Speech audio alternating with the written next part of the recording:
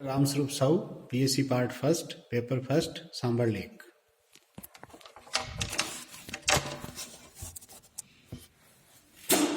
आज अपन आगे करते जो अपन ने पिछले वीडियो में बताया था उसी से।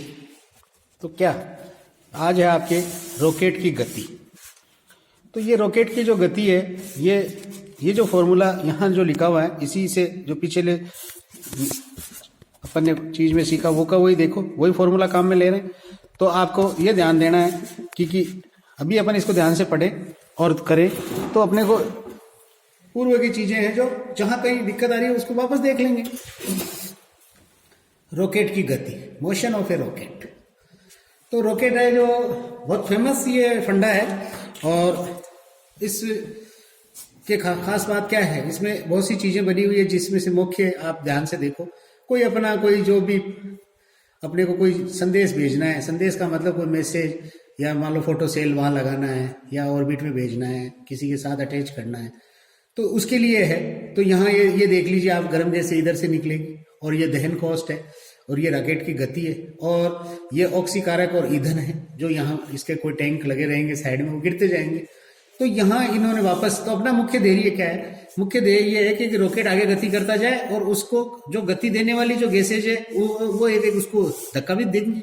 जो यहाँ बात चली थी कि जो मास है जो क्या करता है, डेल्टा एम है जो क्या करता है, डेल्टा एम है जो अल्टीमेटली इसके द्वारा दूर तो हटता है पर वो उसको एक धक्का भी देता है। ये देख लीजिए, ये धक्का ही तो है, बाह्य बली तो है, ये बाह्य बली तो है, ये बाह्य बली तो है। तो रॉकेट की गति परिवर्तनशील द्रव्यमान की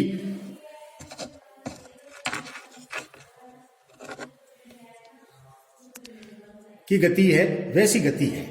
तो ये क्या हुआ कि रॉकेट की गति परिवर्तनशील द्रव्यमान की गति का सर्वाधिक उपयोगी उदाहरण है। रॉकेट की गति रेखीय संवेग संरक्षण के नियम, न्यूटन की गति के तृतीय नियम पर आधारित है। यहाँ बच्चों से हम थर्ड नियम का एग्जाम्पल पूछते हैं तो सभी कहते हैं कि जितना बल मैं उस पे लगाता हूँ, किस पे, कोई भी द्रव्यमान है उस पे, वो उतना का उतना द्रव्यमान मुझ पे विपरीत दिशा में बराबर बल लगाता है। ये न्यूटन का तृतीय नियम है। रॉकेट में ईंधन, फ्यूल और ऑक्सीकारक को दहन कक्ष में जलाया जाता है। ईंधन के जलने से दहन कक्ष में गैसों का दबाव और ताप काफी बढ़ जाता है। ये गर्म गैसें रॉकेट के पिछले भाग के संकुचित द्वार नोजल से जेट के रूप में अत्यधिक निष्कासन वेग, एग्जॉस्ट वेलोसिटी से बाहर निकलती है। इन गैसों के बाहर आने के कारण ही रॉकेट एक परिवर्ती द्रव्यमान तंत्र है। जब ये गैस बाहर आती है तो अपने संवेग के बराबर विपरीत दिशा में रॉकेट को संवेग प्रदान करती है। कुल मिला के संवेग प्रदान किया और समय के साथ बदला तो बल लगा, जिससे रॉकेट संवेग में परिवर्तन होता है और उससे आगे की ओर एक बल कार्य करने लगता है। इस बल के कारण रॉकेट में परिवर्तन आता है। इस बल के कारण रॉकेट गैसों के निष्कासन की विपरीत दिशा में त्वरित गति करता है। यह क्या कह रहा है, इस बल के कारण रॉकेट गैसों के निष्कासन की विपरीत दिशा में त्वरित गति तभी होती है जब बल लगता है, बार बार बल लगे। मैं आपके अगर मान लो अगर धक्का मार रहा हूं, एक धक्का मार दिया मैंने, परंतु मैं आपके बार बार धक्के मार रहा हूं, जैसे गाड़ी का गियर बदलते हैं बार बार, तो एक्सेलरेट होता है। तो ये कह रहा है एक्सेलरेट होता है। अपने को ये विपरीत शब्द की जगह अपन तो सीधा ही लिख देते, रॉकेट गैसों के निष्कासन से त्वरित गति करता है। रॉकेट के वेग में तब तक निरंतर वृद्धि होती है जब तक कि उसका संपूर्ण ईंधन जल नहीं जाता।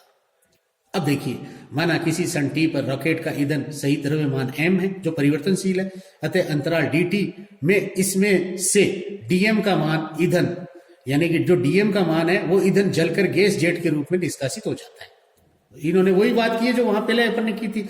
यदि प्रयोगशाला तंत्र में वेग गैस जेट का वेग v u है तो रॉकेट के सापेक्ष उसका वेग है जो vr है, जो u माइनस v हो जाएगा।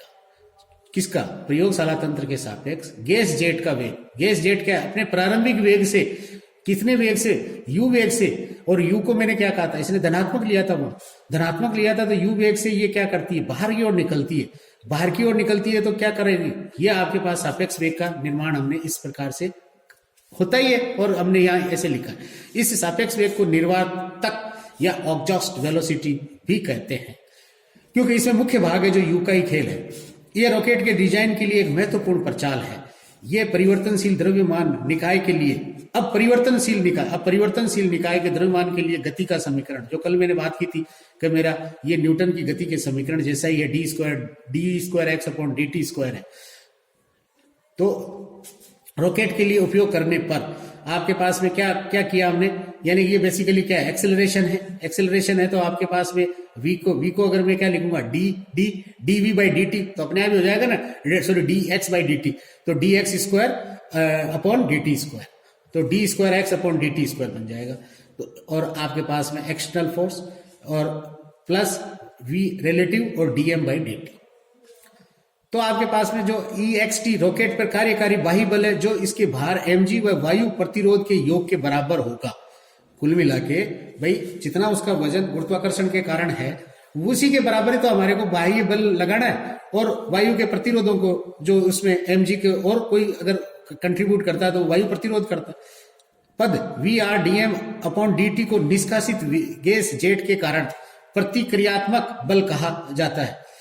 प्रतिक्रियात्मक का मतलब कोई थर्ड लॉ की वजह से आया। रॉकेट के संदर्भ में इसे प्रणोद या थ्रस्ट, ये मतलब इसकी ये बहुत शब्द मतलब इंग्लिश के हिसाब से तो ये है कि रॉकेट के अंदर अगर आपने ऐसे ही अगर डिजाइन रॉकेट की बना दी या रॉकेट है तो उसके अंदर एक मतलब प्यास जगी हुई है, एक उसका मतलब प्रणोद, यानी वो चाहता है मैं करूं कुछ। रॉकेट के निर्माण में इस बात का विशेष ध्यान रखा जाता है कि ये राशि यथासंभव अधिक हो, जो VR तथा ईंधन के दहन की दर dm बाई dt को बढ़ाकर प्राप्त की जा सकती है।